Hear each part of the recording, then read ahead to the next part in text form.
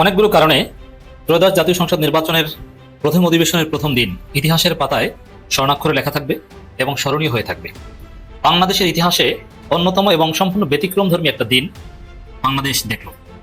দর্শক, এই যে ইতিহাসের পাতায় লেখা থাকবে এবং একটা বিরল ঘটনার সাক্ষী হলো বাংলাদেশ সংসদীয় রাজনীতি, এর কেন্দ্রবিন্দুতে জামায়াত ইসলাম। অনেকগুলো কারণ রয়েছে, কিছু অদ্ভুত ঘটনা ঘটেছে, এরকম অদ্ভুত ঘটনাও বাংলাদেশে ঘটেনি, কিছু সার্কাসও আছে। সম্মানিত সদস্যবৃন্দ, মহামান্য রাষ্ট্রপতি।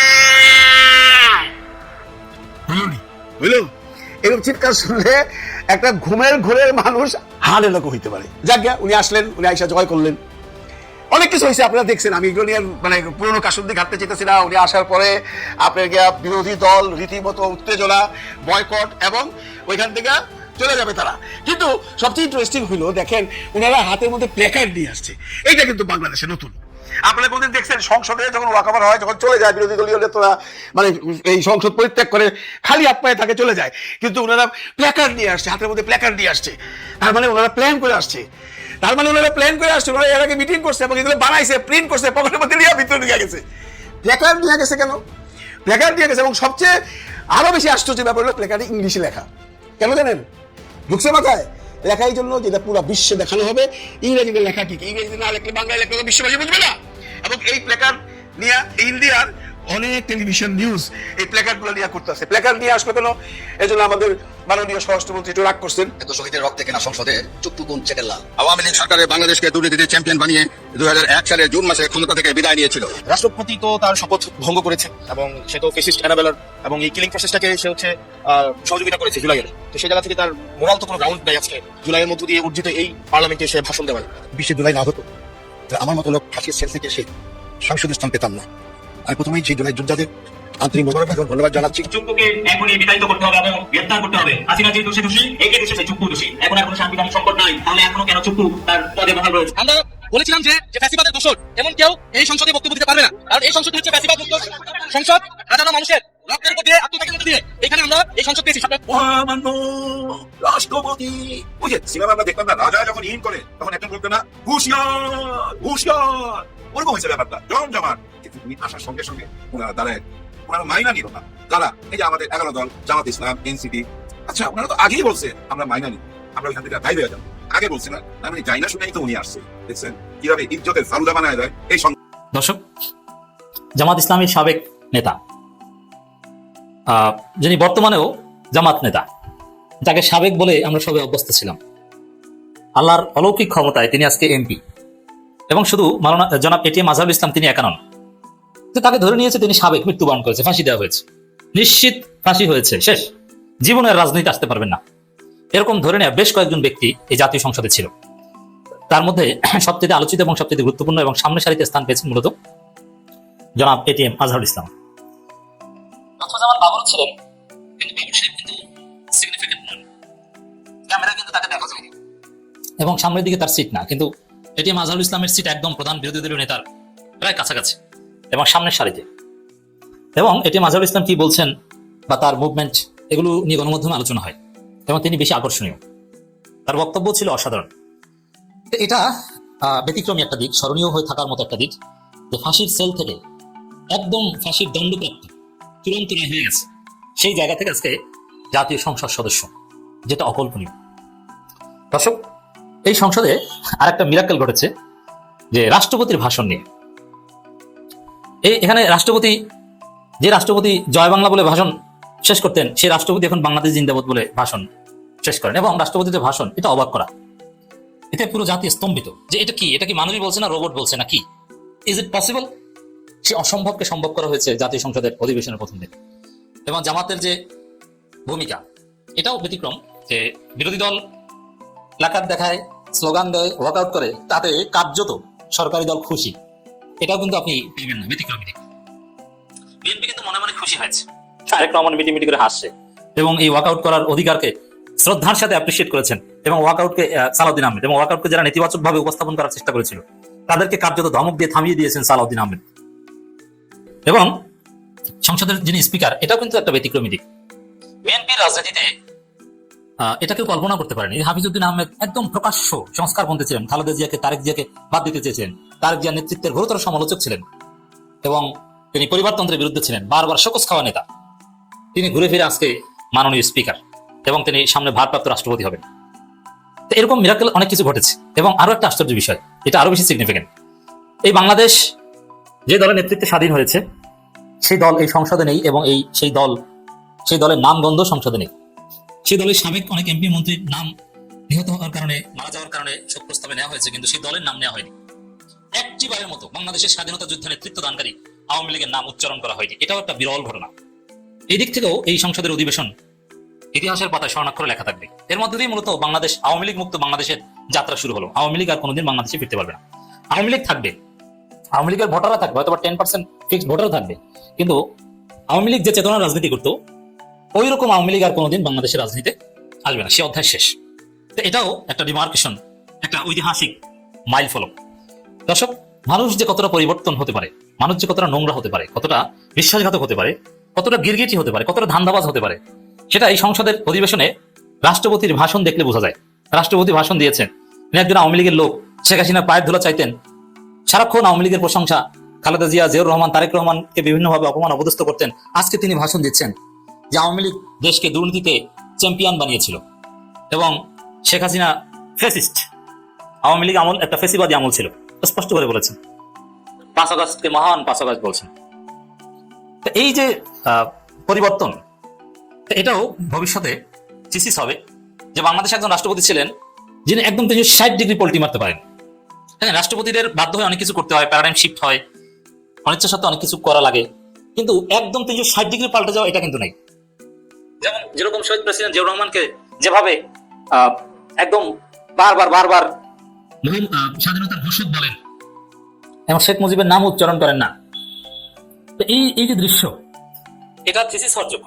এবং জাইমুর রহমানকে দেখলে 2 বার সালাম দেন, এটা থিসিস হওয়ার যোগ্য এবং হবে, ওদের ভবিষ্যতে এটা নিয়ে থিসিস হবে।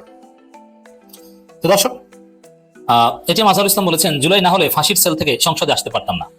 এবং এটাও ব্যতিক্রম, পৃথিবীতে অনেক দেশে গণঅভ্যুত্থান বিপ্লব হয় কিন্তু সংসদে দুই পক্ষের লোকজনই মোরাললেস থাকে, কিন্তু একদম ফেসিবাদ মুক্ত।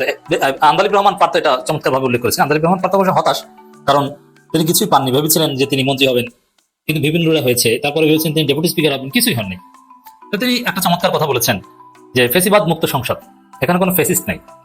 এবং ওই যে আওয়ামী রাজনীতি, বিএনপি মাঠে আওয়ামী রাজনীতি করেছে, জামাতকে রাজাকার, স্বাধীনতা বিরোধী অনেক কিছু বলেছে, কিন্তু সংসদে এগুলো নিয়ে একটু শব্দ করেনি এবং করার মতো কোনো জায়গা নেই। এটিএম আজহারুল ইসলাম, এটিএম আজহার যেভাবে জামাত নেতাদের নিজামী, মুজাহিদ, কামরুজ্জামান, কাদের মোল্লাদের স্মরণ করেছেন এবং প্রস্তাব করে যেভাবে জামাত নেতারা এই কথিত যুদ্ধাপরাধী রাজাকারদের নাম শোক প্রস্তাবে ইনক্লুড করিয়েছেন, বিএনপির কেউ, ফজু বাগলা সহ কেউ কোনো আপত্তি করেনি। এটা বাংলাদেশের রাজনীতির ইতিহাস পাল্টে গেছে।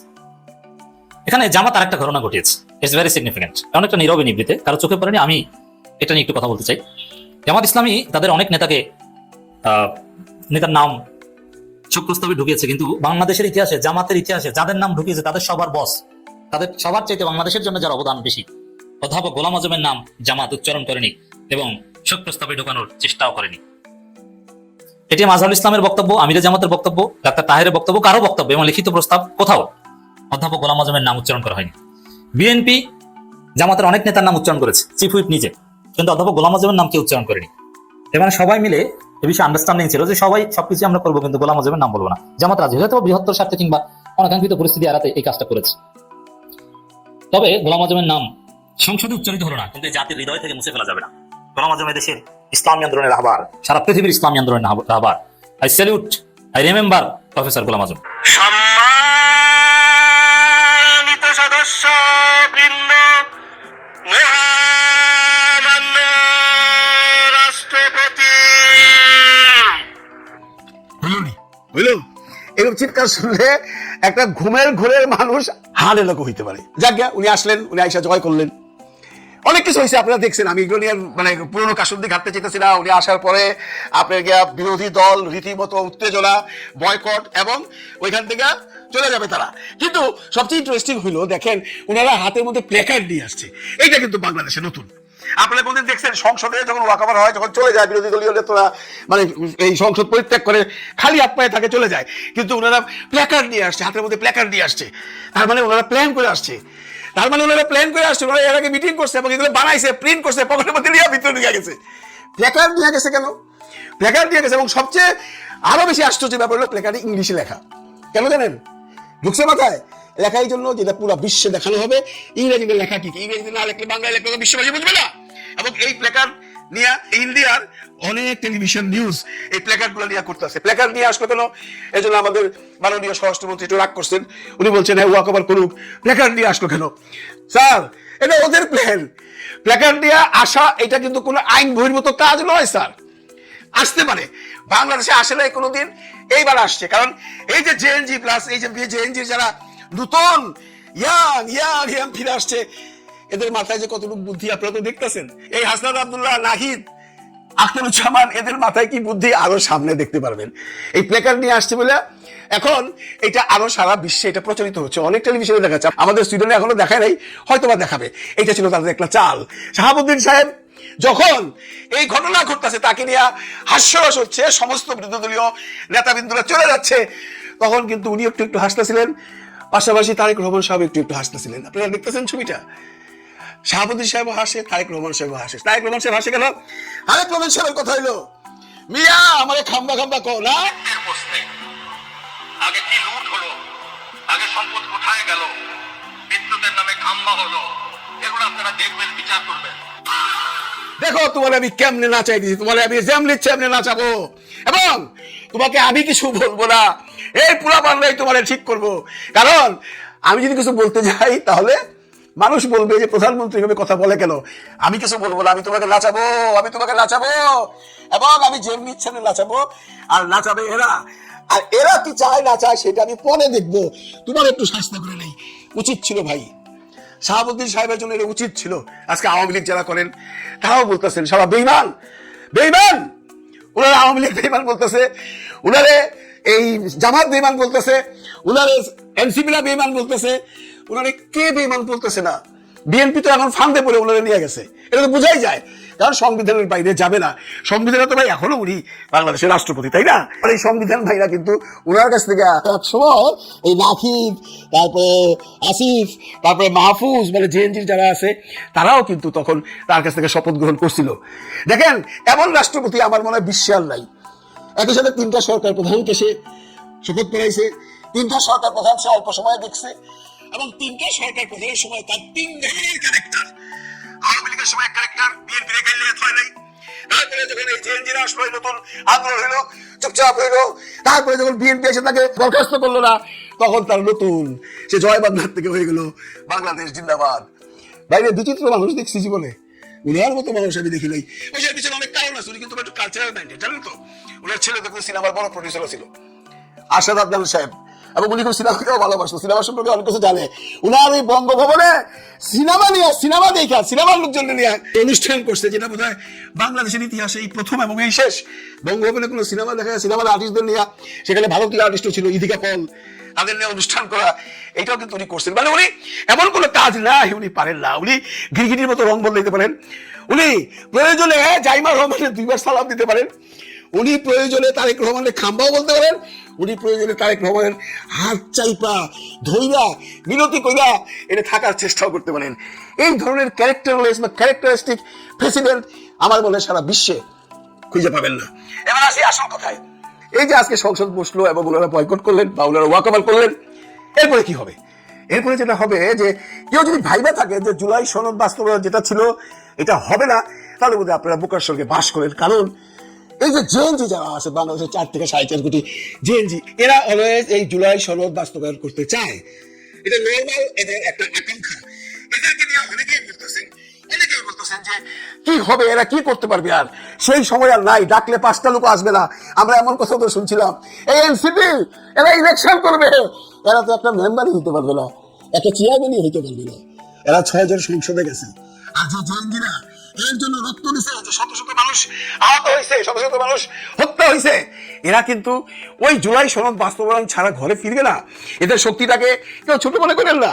কেউ যদি ভাইবা থাকেন যে মানুষ যখন বলে যে আবার যদি ডাক দেয় 10টা পোলা পালন নাকি শাহবাগে আসবে না, এদের একটা ছোট্ট প্রমাণ হলো দেখেন সেই দিন শাহজালাল বাবার মাজারে গেছিল সার্জিসরা, সেইখানে কি পরিমাণ জেএনজি তাদেরকে অভ্যর্থনা জানাইছে, বা কি পরিমাণ জেএনজি তাদেরকে নিয়ে উচ্ছ্বাস প্রকাশ করতেছে। এরা কি আবার রাস্তায় নেমে আসবে না?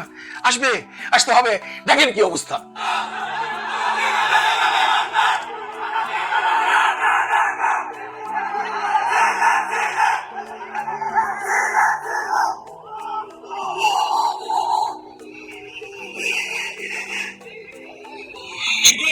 শুধু এটাই না, তারপরে দেখেন এরা রাজশাহীতে গেছিল, রাজশাহীতে যাওয়ার পরে কি অবস্থা সেটা একটু দেখেন।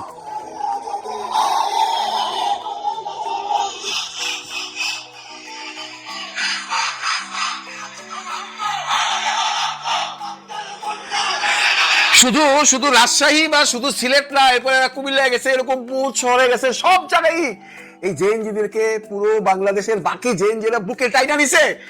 অনেকেই যারা ভাবেন যে আবার যদি আন্দোলনের ডাক দেওয়া হয় কেউ রাস্তায় আসবে না, তারা বোকার স্বর্গে বাস করতেছেন। কারণ বাংলাদেশের এই জেএনজি যে কোনো অবস্থায় জুলাই সনদ বাস্তবায়ন না হোক এটা কেউ চায় না। সবাই চায় নতুন একটা সরকার, সবাই চায় নতুন একটা সিস্টেম। এই সিস্টেমে আসতেই হবে।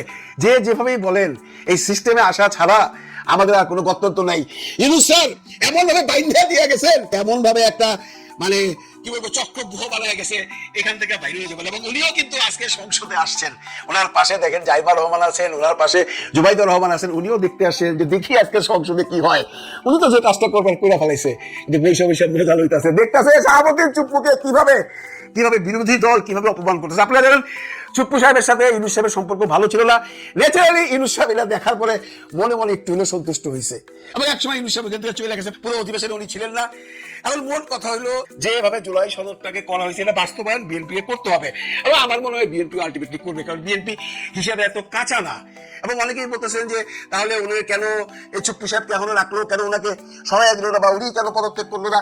এখানেও বিএনপির একটা ভালো প্ল্যানিং আছে, সবকিছু ওনারা করবেন ধীরে ধীরে, একবারে কোনো কিছু পাবেন না, একবারে কোনো কিছু ওনারা দিবেন না।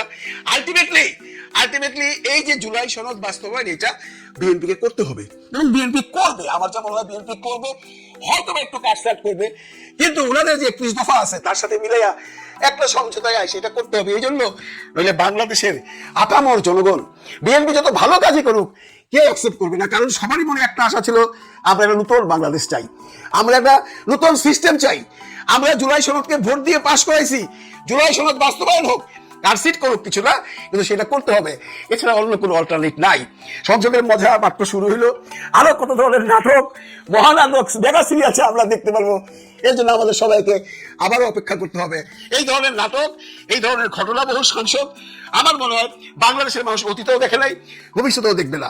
কারণ আমাদের এইবারে যে সংসদ, সেখানে যে বিরোধী দল, সেইটা সেই জাতীয় পার্টির বিরোধী দল নয়, এটা হলো জেএনজি এবং জামাত ইসলামের বিরোধী দল। এরা সংসদ থেকে সবকিছু আদায় করে নেবে, সেটা শুধুমাত্র সময় সাপেক্ষ। ভালো থাকবেন সবাই, ভালো রাখবেন সবাইকে। আল্লাহ হাফেজ। ভালো লাগছে, বিরোধী দলের ভূমিকা ভালো লাগছে, সরকারি দলের ভূমিকা ভালো লাগছে, সবচেয়ে বেশি ভালো লাগছে নতুন স্পিকার মেজর হাফিজ সাহেবকে। ওনার আবার একটা টাইমে আমি ভক্ত ছিলাম, রাজনীতিবিদ হিসাবে না, উনি একটা টাইমে ফুটবল খেলতো মোহামেডানে, খুব সম্ভব 70-71 ওই টাইমে স্টেডিয়ামে যায় ওনার খেলা দেখতাম, ভালো খেলতো কিন্তু ভাই, ওইখান থেকেই পপুলার, পরে রাজনীতিতে আসছে। যাই হোক, উনি স্পিকার, কিন্তু উনি মন্ত্রী ছিলেন। মন্ত্রী আর স্পিকার এক ব্যক্তি থাকে না কখনো, যার জন্য মন্ত্রিত্ব থেকে পদত্যাগ করে স্পিকার হিসাবে শপথ নিছেন। আবার এদিকে দেখেন এই যে ডেপুটি স্পিকার, ওনাকেও কিন্তু আপনারা চিনেন, কায়সার কামাল, উনিও কিন্তু বিখ্যাত। কিভাবে বিখ্যাত জানেন? ওই যে শহীদ হাদির যে হত্যাকারী ফয়সাল, ডাকনাম আবার রাখছে কলকাতায় যায় রাহুল। এই রাহুল যখন জামিন পায়, তার মাধ্যমে জামিন পায়, অ্যাডভোকেট কায়সার কামাল ওনাকে জামিন করে, কিন্তু উনি হচ্ছেন এখন ডেপুটি স্পিকার। জিনিসটা কিন্তু জমে গেছে। হ্যাঁ, সব ধরনের মানুষই আছে এখানে ভাই। সবচেয়ে বড় মজা হয়েছে কোন জায়গায় জানেন? যখন আমাদের রাষ্ট্রপতি, মহামান্য রাষ্ট্রপতি এন্ট্রি নেয়, এন্ট্রির সময় দেখছেন ঢেউল বাজতেছিল, আর কে যেন একদম পিছন থেকে চিৎকার করে বলতেছিল মহামান্য রাষ্ট্রপতি। ওই যে সিনেমা আমরা দেখতাম না, রাজা যখন ইন করে তখন একজন বলতো না হুঁশিয়ার হুঁশিয়ার, ওরকম হয়েছে ব্যাপারটা জমজমাট। কিন্তু উনি আসার সঙ্গে সঙ্গে ওনারা দাঁড়ায় গেল, ওনারা মাইনা নিল না। তারা এই যে আমাদের 11 দল, জামাত ইসলাম, এনসিপি, আচ্ছা ওনারা তো আগেই বলছে আমরা মাইনা নিব না, আমরা ওইখান থেকে বাইরে যাবো। আগে বলছে না, তার মানে যাই না শুনেই তো উনি আসছে। দেখছেন কিভাবে ইজ্জতের ফালুদা বানায় দেয় এই সংবিধান। এই সংবিধান কিন্তু মানুষের ইজ্জতের ফালুদা বানায় দেয়। মহামান্য রাষ্ট্রপতির মান ইজ্জত নিয়ে খেলতেছে এই সংবিধান, আমি মনে করি। হ্যাঁ দেখেন, এই সংবিধানে কিন্তু স্পষ্ট ভাষায় লেখা আছে জাতির পিতা বঙ্গবন্ধু শেখ মুজিবুর রহমান বাংলাদেশের স্বাধীনতার ঘোষক, এই কথাটা লেখা আছে, তাই না? কিন্তু এই কথাটা দিয়ে তো উনি ওনার বক্তব্য শুরু করে নাই। সংবিধানে যা লেখা আছে তা মানবেন না, সংবিধান মাইনাই তো উনি এখন রাষ্ট্রপতি। উনি যখন বক্তব্য রাখতে গেছে তখন সবাই যখন দাঁড়িয়ে গেছে, উনি না বেকুব হয়ে গেছে, এমন এমন ভাবে তাকাইতেছিল যেন ব্যাপারটা উনি জানতেনই না।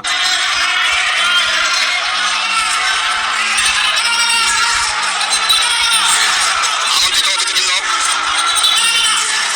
প্রিন্ট এবং ইলেকট্রনিক মিডিয়ার সম্মানিত সাংবাদিকবৃন্দ, আপনাদের সবাইকে জানাই আন্তরিক অভিনন্দন ও শুভেচ্ছা।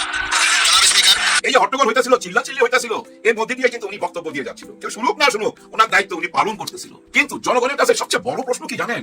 উনি কেমন, মানুষটা কেমন, ওনার চরিত্রটা না কেউ ধরতে পারতেছে না। এক এক সময় এক এক রকম। তো নায়ক শাকিব খান এক এক ছবিতে এক এক রকম, কোন ছবিতে আর্মি, কোন ছবিতে আবার ঢাকায়, কোন ছবিতে মাফিয়া, কোন ছবিতে গরিবের বন্ধু, এরকম হয়ে গেছে ওনার চরিত্রটা। উনি এক এক সময় এক এক কথা বলতেছে, তো মানুষ কিভাবে নিবে ওনাকে? এরশাদ সাহেব এবং জিয়াউর রহমান এরা কিন্তু এই জিনিসটাকে এই আপনার অর্থ দিয়ে পলিটিক্সের বারোটা বাজেছে তাই কেন অর্থের খেলা হয়েছে সেই সময়। গত 3 মাস ধরে মাননীয় প্রধানমন্ত্রীকে সালাম করতে গেলে উনি আমার সালাম দিতেন না।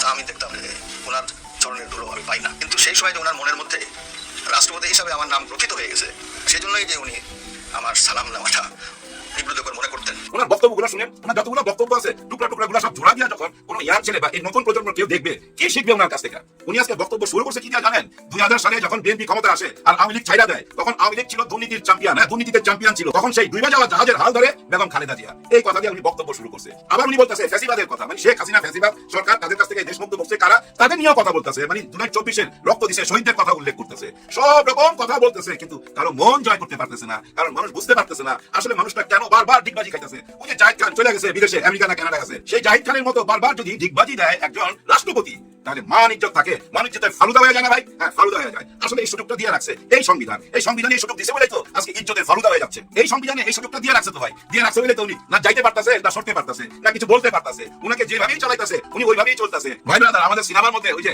সাথে ছবি হইতো না এক সময়, যারা জান ঝন্টু সাহেব আমার উস্তাদ, উনি খুব বানাইতো। উনি একটা ছবি বানাইছিল, নাচে নাগিন বাজে বিন, বিন বাজাইলে সাপ নাচে। এখানেও ভাই দেখলাম কে যেন বিন বাজাইতেছে দূর থেকে, আর উনি ওই ইশারায় নাচতেছে, এক এক সময় এক এক দিকে চলে যাইতেছে। দেখেন আজকে জামাত ইসলামকে প্রশ্ন করা হয়েছিল, সাংবাদিকরা প্রশ্ন করছিল কেন আপনারা বাইরে চলে আসলেন, ওয়াক আউট করলেন।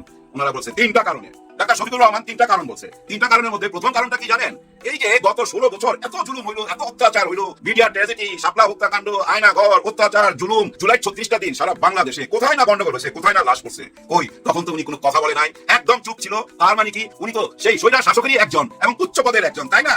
কেন তখন উনি একটা বক্তব্য রাখে নাই? উনি তো রাষ্ট্রের অভিভাবক, অভিভাবক হিসাবে একটা বক্তব্য কেন রাখে নাই? তার মানে উনি আগে সেই স্বৈরাচার শাসককে সাপোর্ট দিয়ে গেছে, তাই না ভাই? দ্বিতীয়টা কি? দ্বিতীয়টা ভয়াবহ ব্যাপার তো। হ্যাঁ ভাই, কত বড় মিথ্যা কথা বলছে উনি। দেখেন উনি 5ই আগস্টে শেখ হাসিনা চলে যাওয়ার পর উনি নিজে ভাষণ দিয়ে বলছে যে শেখ হাসিনা পদত্যাগ করছে, যা উনি মঞ্জুর করছেন। এই কথা উনি নিজের বক্তব্যে বলছে, তো আমরা শুনছি তো, তাই না ভাই? ভিডিও আছে তো। কিন্তু দেখেন যখনই মতি ভাই, মানে ওই যে মানব জমিন পত্রিকা, মতিউর রহমান সাহেব ওনার সাক্ষাৎকার নিতে গেল, তখন উনি বললো যে আমি তো পদত্যাগ পত্র দেখি নাই। দেখছেন কত বড় ভেজাল লাগাই দিল, মানে একেবারেই মিথ্যা, উল্টা গেল। ওই জাহিদ খানের মতো পুরাই ডিগবাজি। এখানেই শেষ না। 3 নম্বরটা, এটা আরো ভয়াবহ অভিযোগ ভাই। হ্যাঁ ভাই, আপনারা একটু শুনলেই বুঝতে পারবেন। গত 17-18 মাস ডক্টর ইউনূস স্যার যা যা করছে সব কিছুতে উনি সিগনেচার করছে। ওনার আদেশেই কিন্তু এই নির্বাচন হয়েছে। এই নির্বাচন মানে 2টা নির্বাচন একসঙ্গে হবে, ওনার আদেশেই কিন্তু হয়েছে, ওনার সিগনেচারেই হয়েছে এটা। তার মানে কি 2টা নির্বাচন একসঙ্গে হবে, 2টা নির্বাচন একসঙ্গে হয়ে গেল। তারপরে শপথ নেওয়ার কথা, শপথ নিবে কারা কারা? যারা সংসদে যাওয়ার জন্য, এমপি হওয়ার জন্য নির্বাচন করছে তারা শপথ নিবে। আর কারা শপথ নিবে?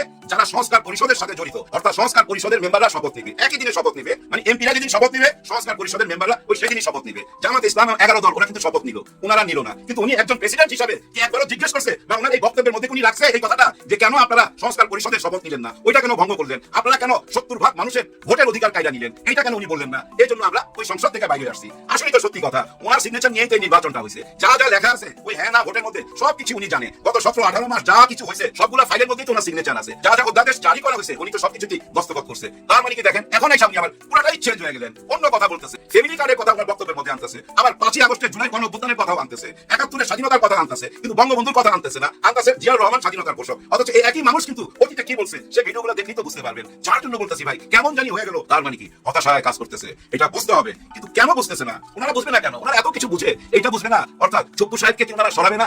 না, সরাবে না। এই অঙ্কটা কইরাই আজকে ভিডিও থেকে বিদায় নিন। কেন সরাবে না বলেন তো?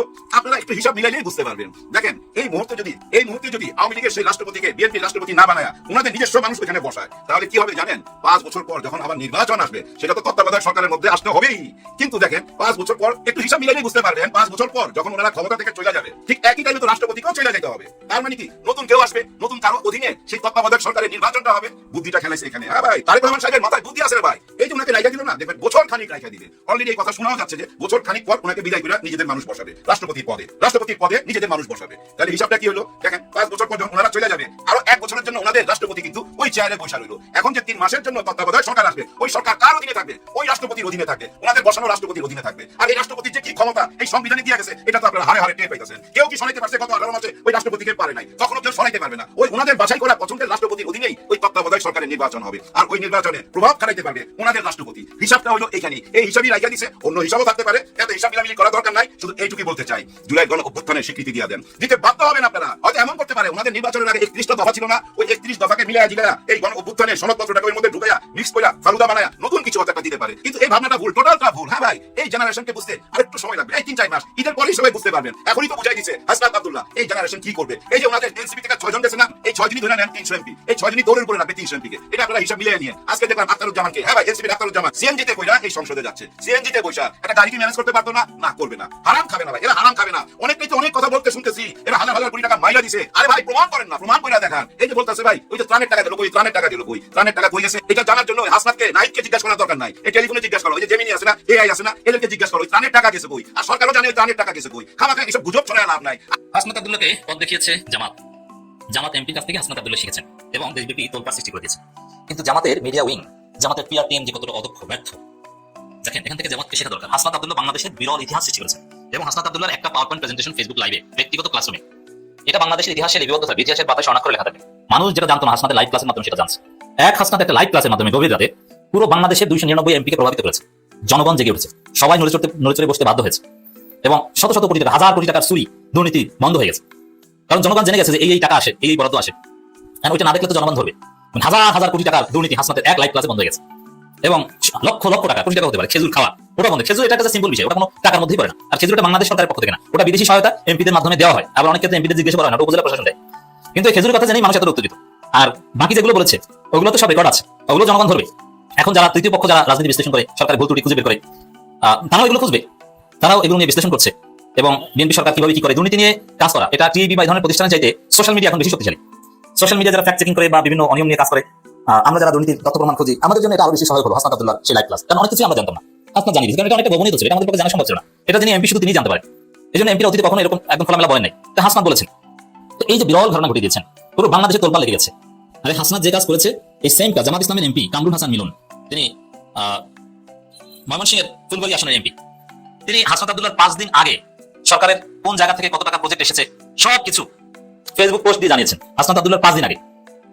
কিন্তু তার ফেসবুক পোস্টের রিচ নাই, আর জামাতের মিডিয়া বিভাগ, প্রচার বিভাগ কেউ এটা প্রচার করেনি। জামাতের কোনো মিডিয়া নাই, আর সোশ্যাল মিডিয়া তো আছে, তারাও এটা প্রচার করেনি। অথচ হাসনাত যে কাজ পাওয়ার পয়েন্ট প্রেজেন্টেশন স্মার্টলি করেছেন, ওই কাজ একটু দুর্বলভাবে জামাতের এমপি আগে করেছে। ঠিক আছে, জামাতের হয়তো তাদের লোকজন আর হাসনাতের মতো স্মার্ট নন, স্বাভাবিক, হাসনাত ইয়াং ছেলে, ঢাকা বিশ্ববিদ্যালয় করেছে, তার মতো স্মার্ট হওয়া কঠিন জামাতের অন্য এমপিদের। এখন হাসনাতের মতো পারবে না, ঠিক আছে, কিন্তু জামাতের পিআর টিম তো পারতো। এই জামাতের কামরুল হাসান মিলন যে ঘটনাটা ঘটিয়েছে, হুবহু যেটা অনুসরণ করেছেন মাত্র হাসনাত আব্দুল্লাহ, ওইটা জামাত ছোট ছোট ফটোপাট করে সরিয়ে দিতে পারতো এবং জামাতের পিআর টিম এটা কাজে লাগাতে পারতো। কিন্তু জামাত কিছুই করেনি, কেউ জানে না।